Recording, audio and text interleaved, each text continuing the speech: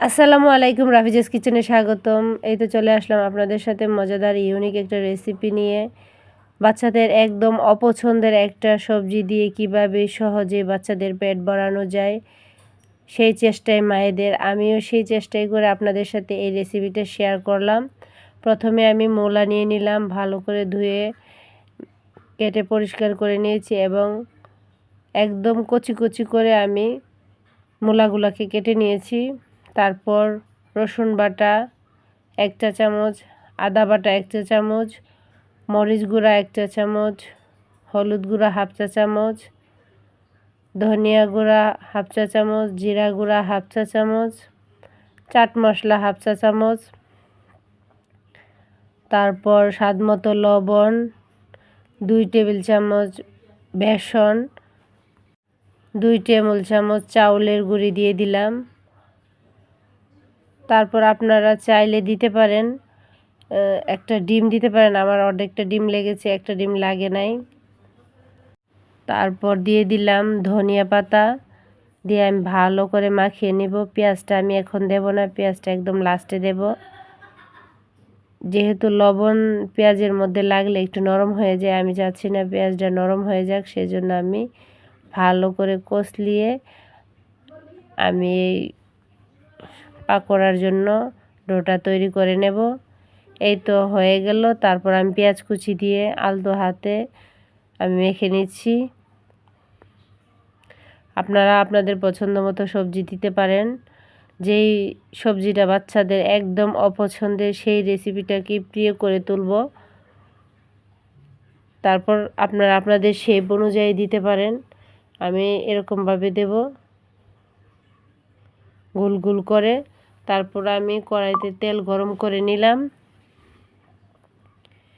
গরম তেলের মধ্যে আমি একে একে পাকোড়াগুলো দিয়ে দিচ্ছি। একটু মিডিয়াম আঁচে করতে হবে, ফুল আঁচ দেওয়া যাবে না।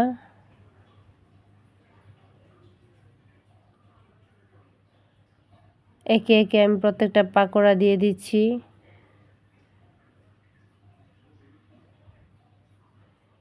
ডিমটার কারণে ক্রিস্পি থাকে না, আপনারা চাইলে ডিমটা স্কিপ করতে পারেন। তারপর আমি দেখেছিলাম যে নাড়াচাড়া করা যায় কি না, তারপর রিক্সি হয়ে যাবে, আমি সেই জন্য নাড়াচাড়া করি নাই। তারপর 2 মিনিট রাখার পর এই তো আমি এক সাইড থেকে হয়ে গেছে, আমি আরেক সাইডে করে নিচ্ছি।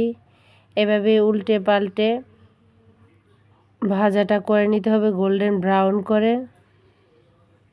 আপনারা চাইলে গ্রেটার দিয়েও গ্রেট করে নিতে পারেন মূলাটা। আমি চাকুর সাহায্যে কুচি কুচি করে নিয়েছি।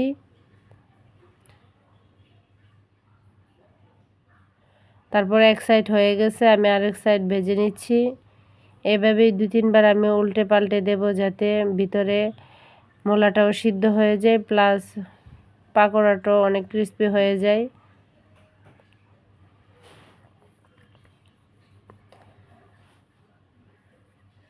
তারপরে একে একে আমি পাকোড়াগুলো তুলে নেব।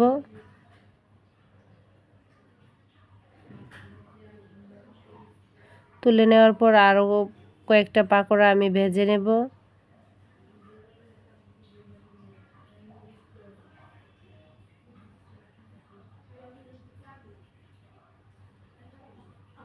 পাকোড়া দেওয়া হয়ে গেলে তারপর মিডিয়াম আঁচে ভেজে নিতে হবে। একদম ফুল আঁচ দিলে পাকোড়াটা পুড়ে যাবে। এক সাইড প্রায় হয়ে গেছে, তারপর আমি আরেক সাইড ভেজে নিচ্ছি।